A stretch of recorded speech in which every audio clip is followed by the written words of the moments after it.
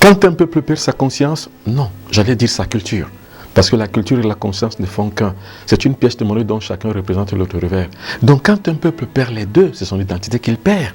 Mais quand ce même peuple se retrouve dans la grande vallée des connaissances ancestrales qui constitue l'ensemble de ses valeurs traditionnelles et spirituelles, alors ce peuple est en passe de se savoir comme un peuple entièrement à part, avec ses différences, avec ses particularités, avec ses vicissitudes, avec ses valeurs intrinsèques et sa masse critique. Il y a 3000 cultures au monde, s'identifier à sa culture, mais voilà le but de tout peuple qui veut atteindre son émancipation. Mesdames et messieurs, asseyez-vous confortablement, voici l'acte 13 de la campagne de désévangélisation.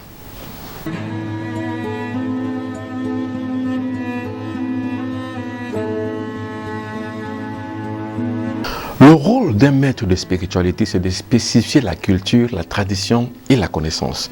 C'est-à-dire que la connaissance n'est autre chose qu'un attribut et un atout intellectuel qui permet à l'individu d'être en phase avec la réalité. La tradition, c'est un trait continu qui suit d'une génération à une autre. Et la conscience, c'est un état d'esprit qui permet qu'un individu puisse asseoir une mentalité qui lui permet d'être en phase avec justement son environnement immédiat, parce que l'homme est le produit de son milieu.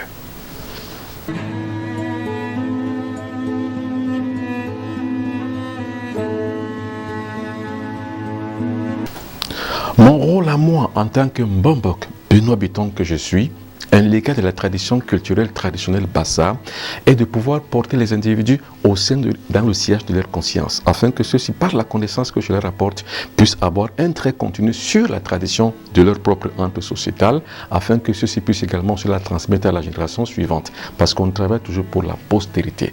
Le meilleur enseignant n'est pas celui qui donne un enseignement livresque, mais c'est celui qui sait enseigner les hommes par l'expérience de sa vie. Et c'est ce que je fais.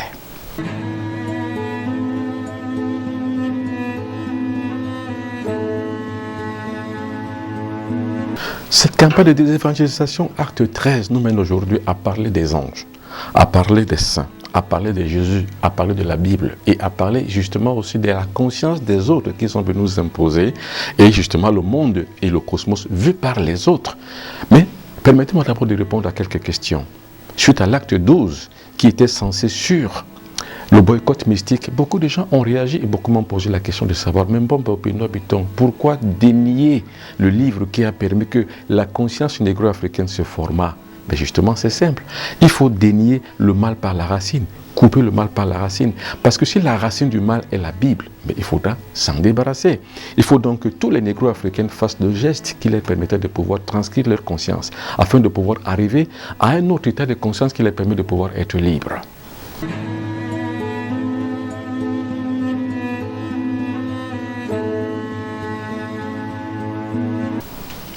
Quand Michel-Ange peignait ses tableaux, quand il représentait le monde paradisiaque, quand il représentait le monde tel qu'il l'a pensé dans sa genèse, justement, il était question qu'il puisse donner donc une couleur à chaque peinture.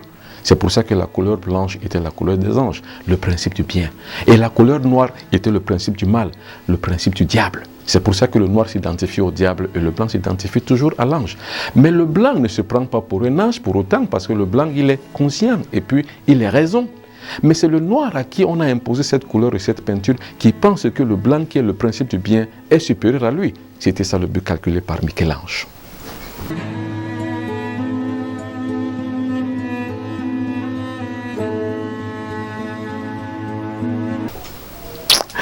Et les peintures de Michel-Ange ont porté leurs fruits, parce que dans la conscience collective du noir, on lui a fait comprendre que le monde qui était au-dessus de lui était un monde paradisiaque, c'est-à-dire que celui qui l'a imposé dans son corps, dans sa conscience, était supérieur à lui. C'est pour ça que beaucoup de noirs se considèrent comme des sous-êtres humains et considèrent les blancs comme au-dessus d'eux. Justement, c'est pour ça que quelqu'un a dit en son temps que le blanc est le destin du noir.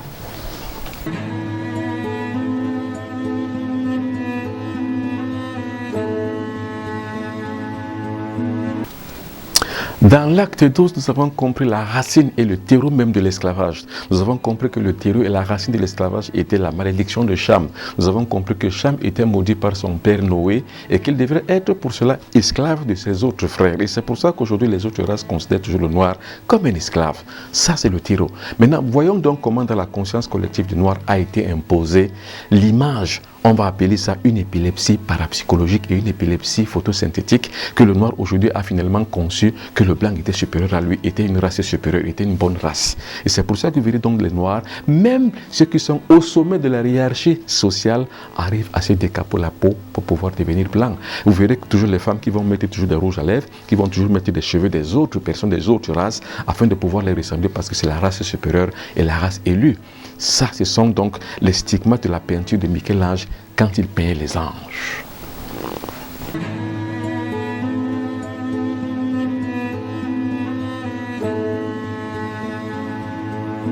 Un autre tableau assez ahurissant nous décrit la transcription de notre monde généalogique. C'est-à-dire que nos ancêtres étaient prévus pour cela, pour qu'ils soient et qu'ils passent pour des renégats.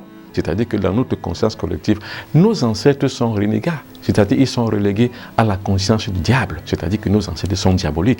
Quand on y croit et quand on y pense, on est dans le déni de la formation. On est appelé hérétique. Parce qu'en fait, on croit à une supercherie et à un monde qui est tarologique, à un monde qui est mévique. Mais malheureusement, maintenant les saints sont arrivés, donc maintenant par la béatification de l'Église qui nous représente maintenant l'ancestralité d'un autre peuple, qu'il est le nôtre et on nous l'impose. Voilà une autre supercherie de l'esprit qui a donc stigmatisé notre décret d'esclavage.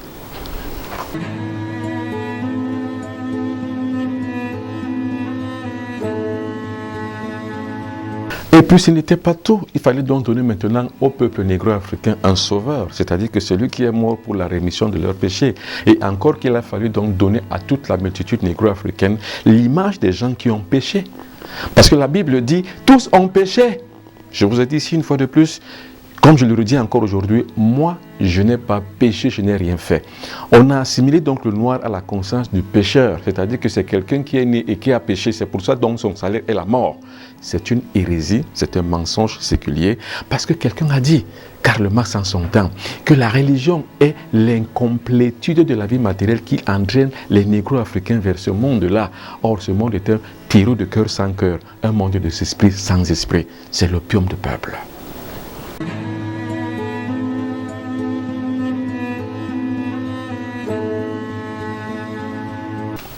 Mais les blancs ne sont pas plus grands que les noirs. Pas plus que les noirs ne sont pas plus idiots que les blancs.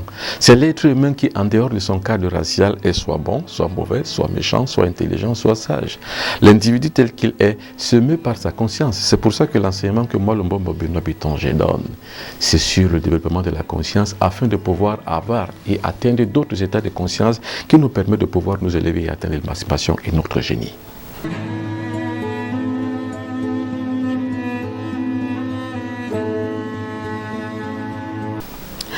Dans l'acte 13 de cette campagne de désévangélisation, il a été beaucoup question de parler de captivité et d'esclavage. La captivité et l'esclavage n'est pas seulement physique, mais c'est aussi intellectuel, c'est aussi mental, c'est aussi spirituel. Quand on vous captive dans votre esprit, dans votre mentalité, dans votre conscience, vous n'êtes plus un être humain. C'est pour ça que la plupart des négro-africains sont aujourd'hui des sous-êtres humains, parce qu'on les a captivés, parce qu'on a tenu et on les tient en laisse comme des chiens de faïence. Et regardez comment la plupart des négro-africains se laissent entraîner dans un monde virtuel qu'ils ne maîtrisent pas, qu'ils ne comprennent pas. Ils croient aux anges, ils croient aux démons, ils croient au diable, ils croient en Dieu, ils croient aux saints. Ils croient en un sauveur. Mais tout cela est inexistant. C'est-à-dire que c'est un monde de cœur sans cœur, c'est un monde d'esprit sans esprit. C'est une forme d'épilepsie photosynthétique qui a entraîné l'être humain, qu'on appelle le noir, à un monde virtuel qu'il ne connaît pas, qu'il ne maîtrise pas, qui n'existe même pas. Il est temps d'en sortir.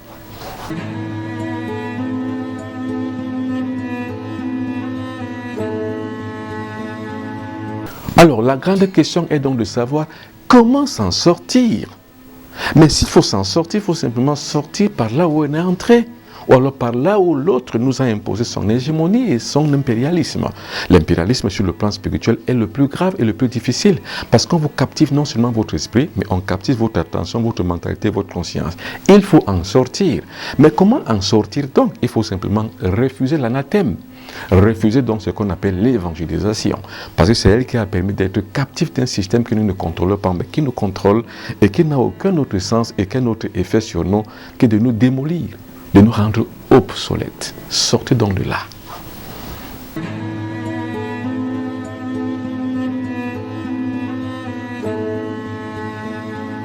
Mais comment en sortir? C'est simplement en redynamisant, comme disait le bon Bombok Basson, nos savoirs endogènes, comme la Chine. Le savoir endogène qu'on va réveiller nous permettra de comprendre que nous sommes des êtres humains entièrement à part, que nous avons nos savoirs et avec lesquels compter, sur lesquels s'appuyer pour pouvoir atteindre notre génie et notre développement. C'est ce que le monde asiatique a fait. Nous pouvons aussi le faire en copiant l'exemple parce qu'on ne perd rien à imiter ce qui a été bien fait ailleurs. Et qu'est-ce qu'il faut donc faire encore un peu plus? Il faut rentrer maintenant en autarcie. Aucun peuple ne peut se développer sans s'autarciser. C'est-à-dire qu'il faut simplement se connaître qui on est, se découvrir qui on est. En 1949, un grand homme, un grand marcheur de la pensée, de la conscience idéologique chinoise, Mao Tse-tung, a mis en place ce qu'on appelle la véritable marche du siècle, qui leur a permis donc dans les années 60 de commencer à faire ce qu'on appelle la révolution culturelle. Cette révolution culturelle les a permis de sortir de la théocratie occidentale qui aujourd'hui donne à la Chine le seul peuple au monde entier qui a atteint une croissance à 2 chiffres. Nous pouvons le faire. Et ça, nous en parlerons à l'acte 14 de notre campagne de désévangélisation. Mesdames et messieurs, merci beaucoup d'avoir été des nôtres. Merci beaucoup si vous avez aimé. Si vous n'avez pas aimé, faites-nous le savoir. Nous allons nous améliorer. Et il faut savoir qu'au 3e millénaire, on ne doit rien taire pour plaire, ni rien dire pour nuire. Mesdames et messieurs, c'est un plaisir. Au revoir.